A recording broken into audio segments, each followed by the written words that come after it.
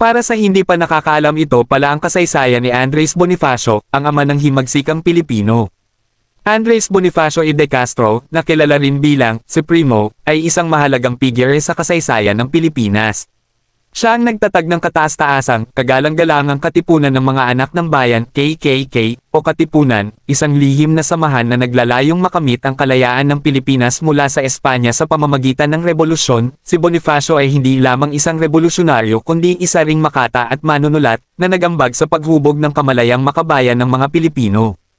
Pagtatatag ng Katipunan. Si Andres Bonifacio ay isinilang noong ika-30 ng Nobyembre taong 1863 sa Tondo, Maynila. Siya ang panganay sa 5 magkakapatid nina Santiago Bonifacio at Catalina de Castro. Ang kanyang ama ay isang sastra at naglingkod bilang tenant mayor ng Tondo, samantalang ang kanyang ina ay may lahing Tsino. Maagang naulilas si Bonifacio sa kanyang mga magulang, at sa edad na 14, kinailangan niyang tumayo bilang tagapagtaguyod ng kanyang mga kapatid. Dahil dito, nagtrabaho siya bilang tindero ng raten at pamaypay, clerk, sales agent, at bodegista. Sa kabila ng kanyang limitadong formal na edukasyon, nagsumikap si Bonifacio na mag-aral sa sarili, at nagbasa ng mga nobela ni Jose Rizal at iba pang mga akda na nagmulat sa kanya sa mga isyu ng lipunan at kalayaan.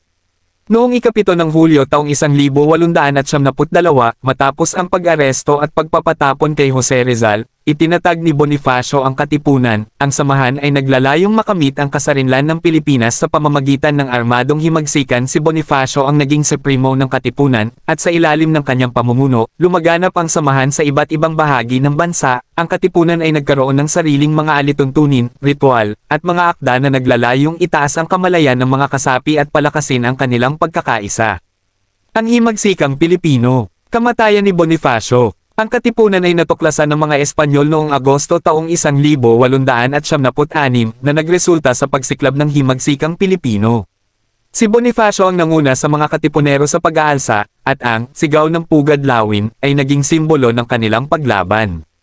Sa kabila ng mga unang tagumpay, nagkaroon ng mga hidwaan sa loob ng revolusyonaryong pamahalaan, lalo na sa pagitan ng mga pangkat sa Cavite, ang Magdiwang at Magdalo.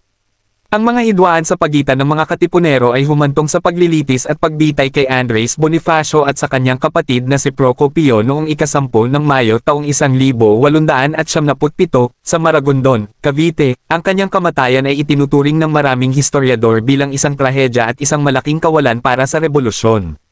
Si Andres Bonifacio ay kinikilala bilang ama ng himagsikan at isang pambansang bayani ng Pilipinas. Ang kanyang mga prinsipyo ng kalayaan, pagkakaisa, at pagmamahal sa bayan ay nagbigay inspirasyon sa mga Pilipino na ipaglaban ang kanilang karapatan at kalayaan. Ang kanyang mga akda, tulad ng Ang Dapat Mabatid ng Mga Tagalog, ay patuloy na nagbibigay diwa sa mga Pilipino tungkol sa kahalagahan ng pagmamalasakit sa bayan.